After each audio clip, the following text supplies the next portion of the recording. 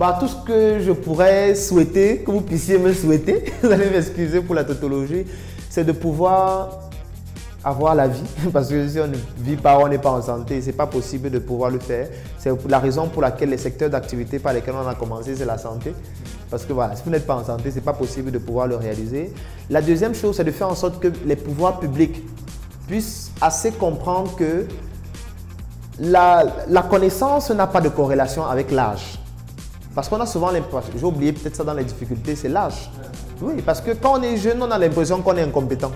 Je prends un exemple, une fois quand je commençais avec SOS Médecins Cameroun, je vais dans un hôpital, un très grand hôpital de la place que je n'ai pas envie de citer, et le responsable me dit, dans tout SOS Médecins là, c'est seulement toi.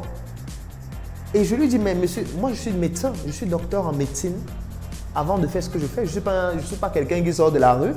Donc ce n'est pas parce que je suis jeune que je ne peux pas faire un certain nombre de choses. Donc les pouvoirs publics doivent comprendre que les jeunes ont des possibilités, ont des capacités. Les jeunes peuvent faire des choses et ils font déjà des choses. La preuve, vous voyez l'éclosion des startups. À ce jour, le ministère des Postes et des Télécoms sont en train de mettre sur pied des textes juridiques qui vont réguler comment est-ce que les startups doivent fonctionner parce qu'il y a un vide juridique dessus. Donc, il y a cet aspect-là qu'on doit pouvoir prendre en considération et ne plus se dire que quand on est jeune, on est forcément incompétent. Non, on peut être aussi vieux et être incompétent et même nul. Donc, il faut pouvoir fédérer ces générations-là et faire en sorte qu'on puisse travailler pour le futur. Parce que ce qu'on est en train de faire maintenant, ce n'est pas pour nous. C'est nos enfants qui vont en bénéficier parce que le travail et le chemin, il est très très long. Alors, pour nous contacter, c'est très simple. Ça veut dire que ce soit SOS Médecins ou Startup Academy. Pour ceux qui sont dans le digital, vous pouvez aller sur notre page Facebook, SOS Médecins Cameroun ou Startup Academy, sur notre site internet www.sosmédecincameroun.com ou www.startupacademy237.com. Vous pouvez, et là vous aurez donc tous les contacts, toutes les informations sur nos structures ou sur nos pages personnelles. Ça dépend, vous pourriez toujours avoir des informations. Nos sièges, nous sommes situés à Yaoundé. Pour Startup Academy, à l'immeuble au Carrefour Isakam, à l'immeuble Startup Academy, vous verrez la plaque. À Douala, nous sommes situés à l'immeuble Express Union à km 5, juste après Buka Voyage. SOS Médecins à Douala est situé à la Nouvelle Route Cité, juste à côté du collège Agapé et à Yaoundé au Carrefour Isomba. Donc sur notre page Facebook et sur notre site internet, vous aurez aussi accès à toutes ces informations et aux numéros qui vous permettent d'avoir accès aux conseils de santé gratuits ou encore consultations gratuites même si vous avez un projet parce que j'en fais ici pratiquement tous les jours.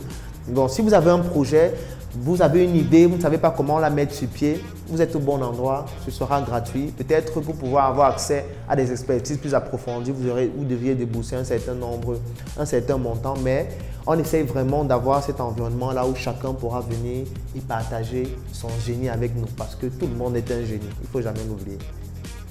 Le seul conseil que je pourrais donner à un jeune qui veut se lancer dans l'entrepreneuriat, c'est d'être pluridisciplinaire. Ça se résume à ça. Ça veut dire l'école est indispensable. L'école, il faut y aller, il faut apprendre ce qu'on nous enseigne à l'école. Mais il faut aussi comprendre que chacun de nous a une forme d'intelligence particulière parce qu'il en existe 9. Et parfois, à l'école, étant donné qu'on n'en développe que 5, vous pouvez avoir une forme d'intelligence qu'on n'enseigne pas à l'école. Et ça fait en sorte que quand vous allez dans le système éducatif, vous aurez l'impression d'être un con. Parce que vous ne pourriez pas vous en sortir comme les autres. C'est juste que le référentiel sur lequel on vous évalue n'est pas le même que les autres. Et pour ça, j'aime souvent poser la question aux gens, combien font 1 plus 1? Et j'ai fait un sondage dernièrement sur 1600 personnes en ligne et les gens disaient spontanément 2 à plus de 83,7%. Et on se rend compte qu'on n'a pas un esprit critique qui est très pointu. Parce que 1 plus 1 n'a pas de réponse tant que vous n'avez pas le référentiel. Parce qu'en base de 10 en mathématiques, ça va donner 2. Si on est dans la religion, ça va donner 1 plus 1 plus 1 égale à 1. Le Père, le Fils et le Saint-Esprit. Si on prend un tas de sable plus un tas de sable, ça va donner 1. Si on est dans l'économie de la connaissance, ça va donner 1. Pour dire que tant que le référentiel n'est pas défini, on n'a pas de réponse. Alors qu'à l'école, on va prendre un enseignant qui prend 100 élèves, qui les enseigne de la même façon, donne les mêmes types de cours, donne les mêmes leçons à étudier, donne les mêmes évaluations. Et ça ne prend pas en considération les 3 éléments indispensables de l'intelligence qui sont 50%, l'aspect génétique, 25% qui provient de l'environnement dans lequel vous êtes et 25% qui relève des compétences que vous avez acquises. Quand on ne prend pas en considération ça et on vous donne une information, vous ne pourriez pas l'assimiler et la retransmettre comme les autres. C'est la raison pour laquelle on a développé ce qu'on appelle la différenciation éducative. Donc ça consiste à donner une information en prenant en considération ce qui vous passionne. Parce que si vous n'êtes pas passionné par une activité, vous ne pourriez pas être excellent. Personne n'est excellent dans un domaine qui ne le passionne pas. Vous ne pourrez pas aller voir Einstein et vous lui dites que, mais Einstein, pourquoi tu as fait la physique? Et il vous dit, non, mes parents m'avaient forcé. Hein. C'est parce que vraiment, la physique là, ils voulaient que je fasse physique et parce qu'ils m'ont forcé, j'ai fait la physique. Non. Vous n'allez pas voir Bill Gates, vous allez dire que, mais Bill Gates, pourquoi tu as fait l'informatique? Il va vous dire que non, c'est parce que mon père voulait que je fasse l'informatique. Non. Toutes ces personnes ont quelque chose en commun, c'est qu'ils étaient extrêmement passionnés.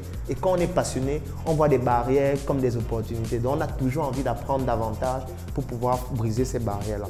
Donc, le seul conseil que je puisse donner, formez-vous, allez sur Internet, ne regardez pas seulement les directs de stars qui racontent leur vie.